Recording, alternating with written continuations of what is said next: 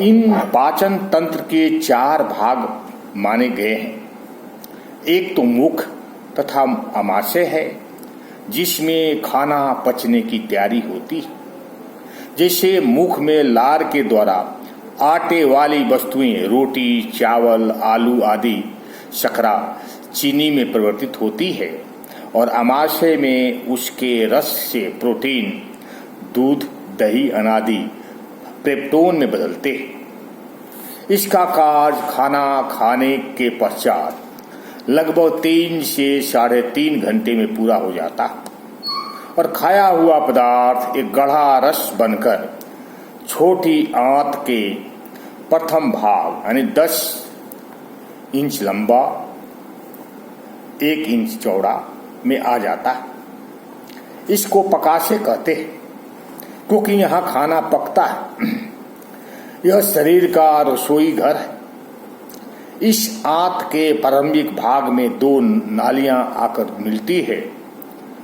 एक आती है क्लोम पैंक्रियाज, जहां से हार्मोन्स तथा एक प्रकार का लगभग 1.5 पाव रस 24 घंटे में निकलता, जिसे इंसुलिन होता। क्लोम एक ग्रंथि है जो पेट और बड़ी आंत के बीच में है। इस 7 इंच लंबी और 1.5 इंच चौड़ी होती है। इसी के रस के कारण प्रोटीन और वसा फैट शरीर में पचते हैं और चीनी शरीर के लिए उपयोगी बन जाती है। दूसरी नाली आती है पित्ताशय, गॉल ब्लैडर से एकीकृत शरीर की सबसे बड़ी ग्रंथि है और पौने सेर की होती है। इससे मिलने वाला रस वसा को पचने योग्य बनाता है। जिगर के भी काम है। पित्त 24 घंटे में 50 ग्राम तैयार करके थैली में भरता है। दूसरा, आंतों द्वारा छने हुए खाद्य रस को रक्त में घुलने योग्य बनाकर रक्त में मिला देता है।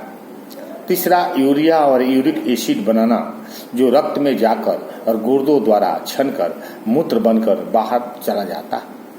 चौथा, पकाशय में तैयार हुआ ग्लूकोज रक्त में आवश्यकता अनुसार भेजना और अधिक मात्रा को ग्लाइकोजन बनाकर अपने भंडार में सुरक्षित कर लेना तथा उपवास के दिनों में पुनः ग्लूकोज बनाकर रक्त को प्रदान करते रहना है।